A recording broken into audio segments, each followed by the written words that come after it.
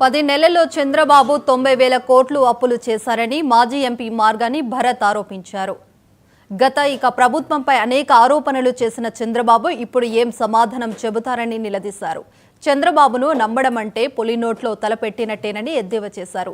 తిరుమల లడ్డు ప్రసాదంలో జంతు కొవ్వు కలిసిందంటూ గతంలో అవాస్తవాలు ప్రచారం చేశారని మండిపడ్డారు. హిందువులకే కాదు యావత్ ప్రపంచంలో ఉన్న ప్రతి భారతీయులకి ప్రతి ఒక్కరికి కూడా ఆరాధ్య దైవము కలియుగ వైకుంఠుడు తిరుమల తిరుపతి దేవస్థానం.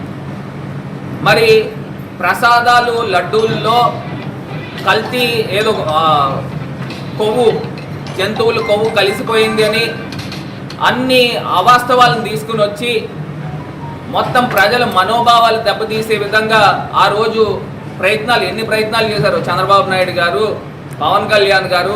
మరి ఆయన అయితే సనాతన ధర్మం అని చెప్పి మొత్తం తిరుపతి మెట్లెక్కారు.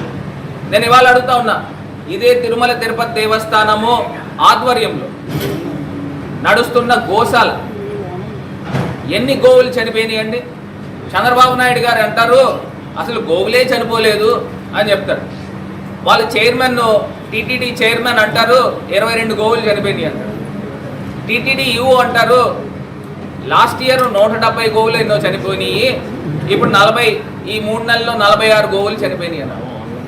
అక్కడ తిరుపతి ఎమ్మెల్యే అంటాడు ఒక 30 గోవులు చనిపోయినాయి అంటారు. ఒక్కరికొక్కరికి పొంతం లేదు. తిరుమల తిరుపతి దేవస్థానం హిందువులకే కాదు యావత్ ప్రపంచంలో ఉన్న తెలంగాణ తొలి ముఖ్యమంత్రి